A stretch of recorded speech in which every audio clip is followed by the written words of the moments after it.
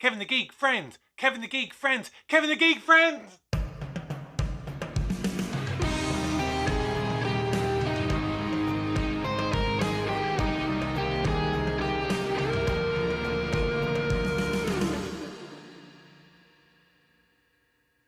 Hello everybody, welcome back to the channel. My name's Kevin, I am a geek, you are watching Kevin the Geek, and it is time for another review. This time it is Planet of the Ood, the third episode of the fourth series of Doctor Who. One I've been seemingly like pretty much every one of series 4 so far. Another one that I'm really looking forward to kind of trying to delve into and kind of getting inside some of the layers, so to speak. If you are new to the channel, then please do like the video, subscribe to the channel and turn on notifications.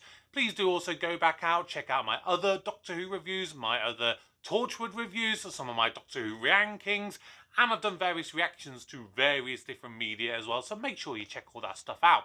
But as I said, today it is, of course, Doctor Who and the Planet of the Ood. Now, this is arguably one of the most political kind of subtext of an episode that Doctor Who has done since the revival era.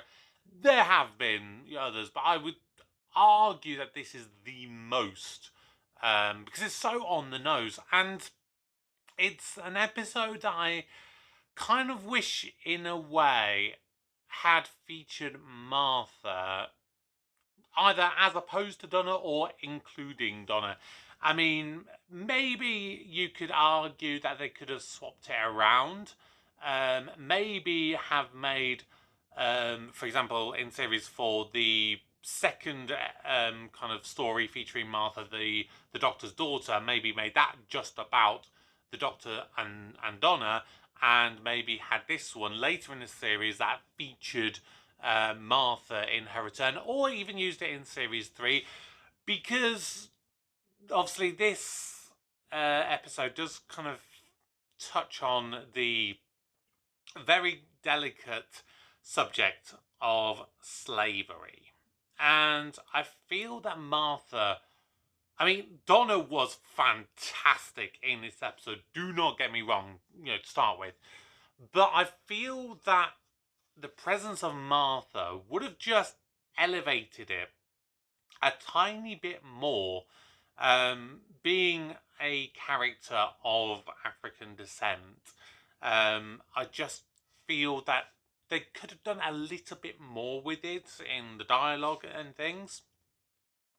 So this episode does manage to take on board some of the criticisms that the episode The Impossible Planet and the Satan Pit had. A story that I absolutely freaking love. If you haven't seen my review of that, go and check that out. It's in one of my playlists. But fundamentally, they brought in the characters and the alien race known as the Ood, and kind of only briefly kind of touched on the slave kind of nature of them as a species, and didn't dwell on it because, to be perfectly honest, you couldn't in an episode or a story that was as jam-packed as it was. It would have bloated it to obscene levels if they had tried to include that. So it was a right decision to do a follow-up story featuring the Ood and kind of focusing on the Ood to look into this slave nature of them. And I have to talk about the music. There is a piece of music that was written for this episode that was called The Songs of Freedom and Captivity. Now, when you watch the episode, you think that they're two separate pieces of music, because you have the first piece of music, the first song, the Song of Captivity, which features in the scene where the Doctor and Donna first meet the unprocessed Ood. It's the Song of Captivity. Let me hear it. Face me.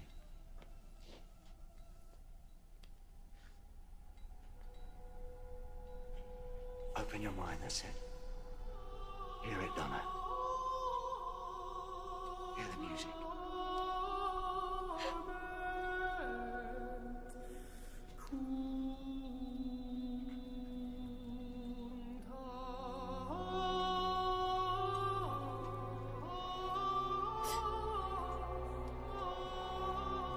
Take it away.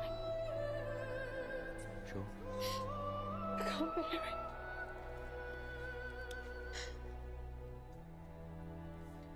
I'm sorry. It's okay. And then you also have the follow-up piece, the Song of Freedom, which is when the main kind of third brain gets, the circle gets broken, and it allows the Ood to be free, for lack of a better word. The Ood can sing!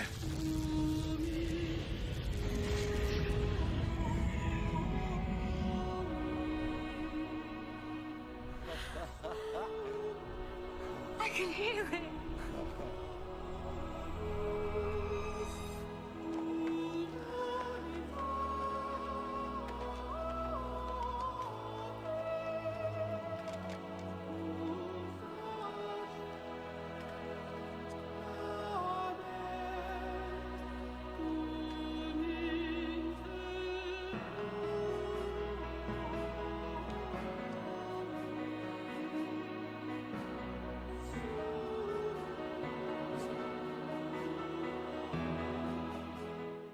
Now, I've said in so many reviews that music is such an integral part of any kind of form of media, and I mentioned it in yesterday's episode, my Torchwood review of Adam, Gray's theme in that one, which is another stellar piece of music. And I mentioned in that review that I feel that this era of Doctor Who, when it comes to the music, this is Murray Gold at his finest. He is so clever with the music that he composes. And when you actually look into the lyrics of them, because obviously you don't quite understand what the words are being said. Because, well, I mean, most people won't, because they're written in Latin. Now, in the first part, which is the Song of Captivity, the lyrics read, "While we are silent, we are screaming. Save me, and I will save you." That's the translation of the Latin words for that. And it's so powerful. And I think that's why, obviously, Donna gets so emotional. So I get emotional watching that scene. I'm always got tears in my eyes. And then the follow-up, the Song of Freedom, the lyrics for that read as, "When amongst humans, we should be humane." And again, they're just powerful words when you get down to the nitty-gritty of them. And this is why I think that Martha would have been a great character to have in this episode.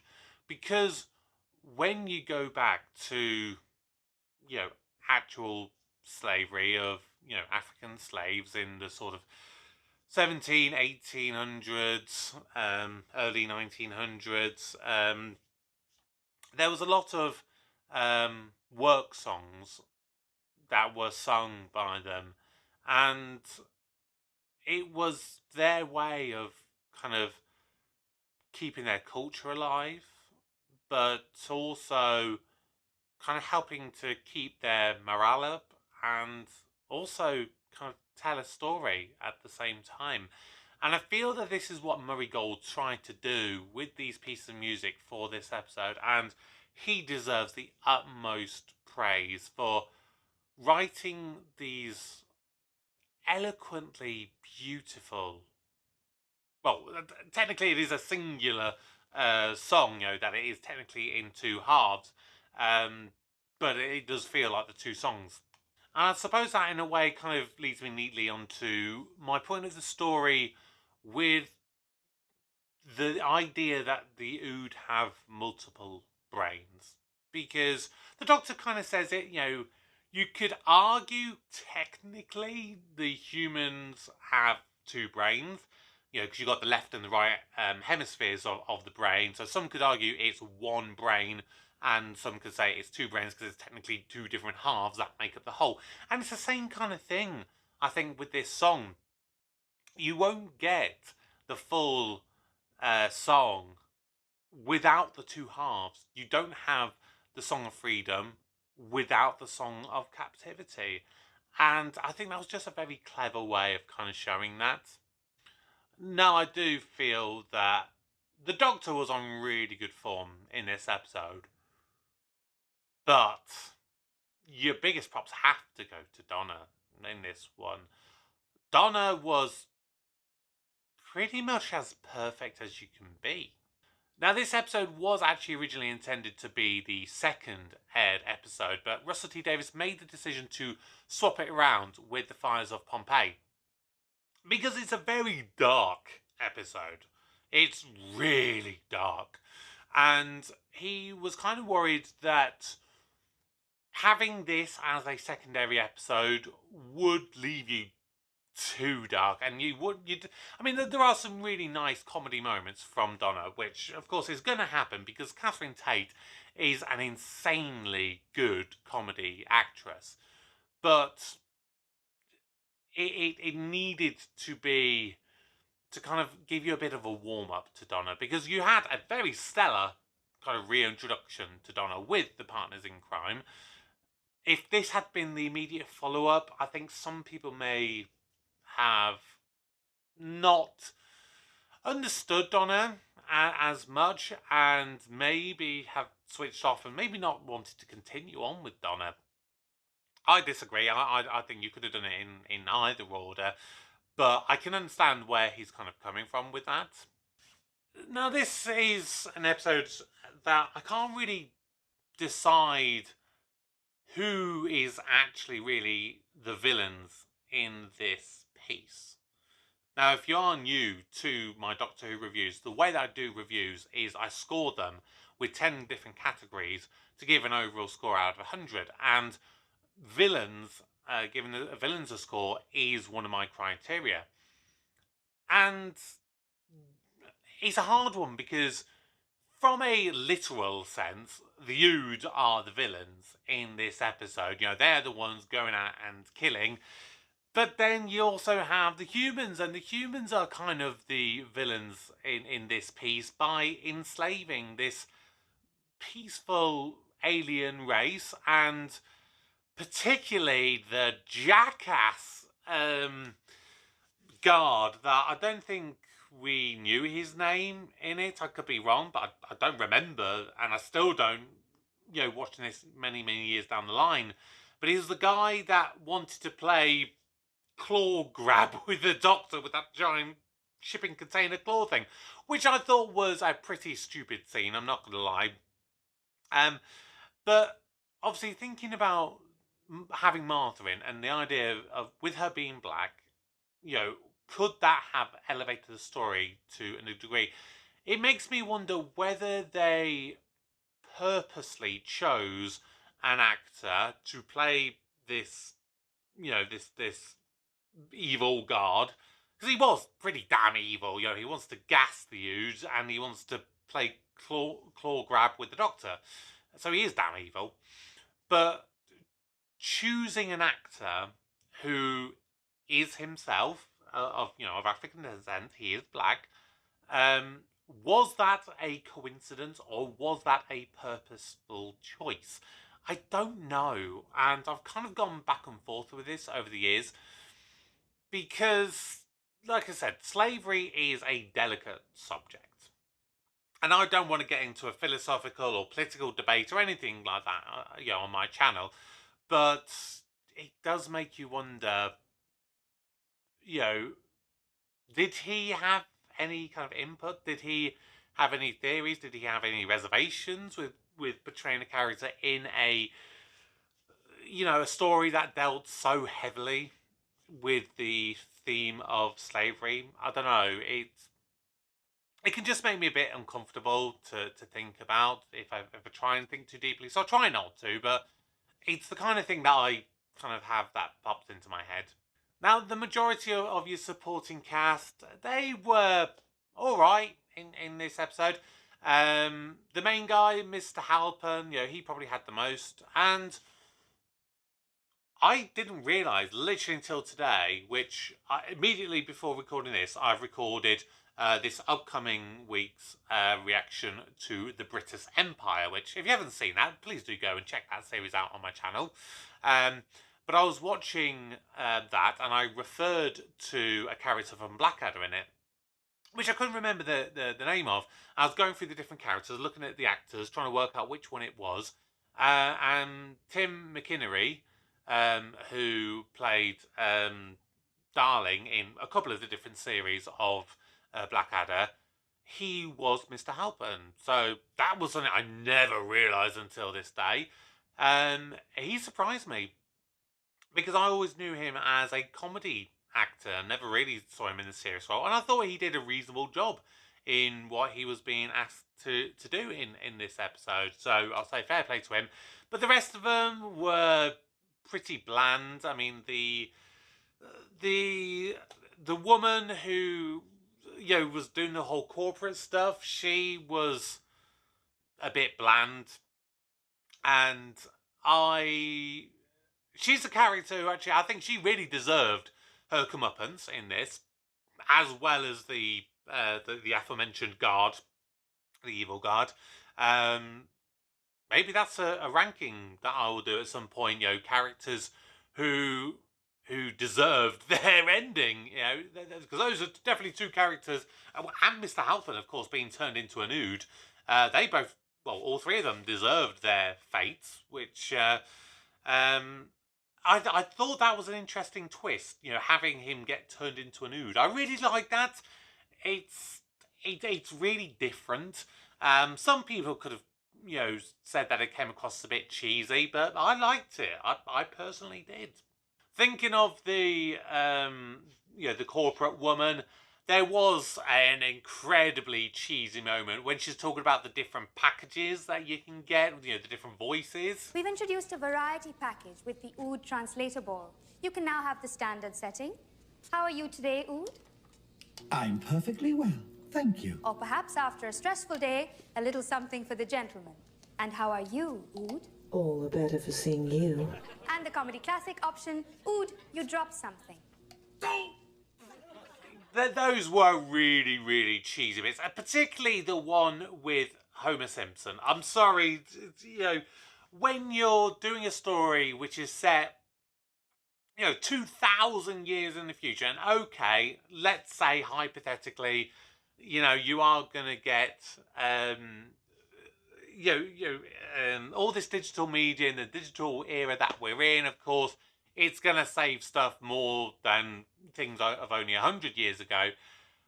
But to suggest that people still know and like The Simpsons 2,000 odd years into the future, I mean, I know The Simpsons is popular, but come on, that's very far-fetched. And I just thought that was a very, very cheap and lazy gag, in my opinion, there. The set, I did quite like, but the one thing I felt, for the outside scenes, because it was quite bright and sunny, and obviously it being quite snowy, I felt at times it did look more of an actual set as opposed to, an actual kind of place. If that makes any sense.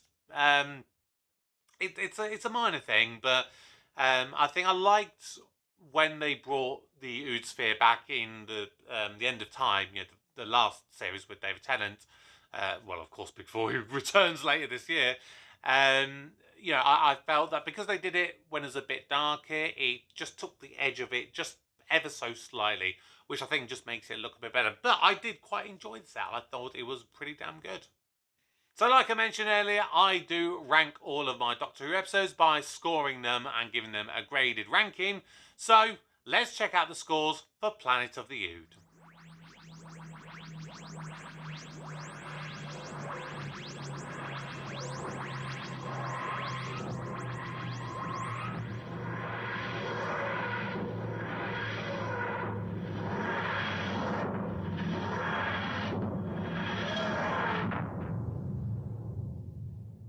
And there you have it. So the Planet of the Ood has scored 81 marks out of 100, giving it an A ranking.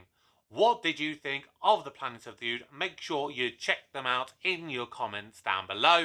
Make sure you do subscribe to the channel, turn on notifications, and make sure you check out all of my other content.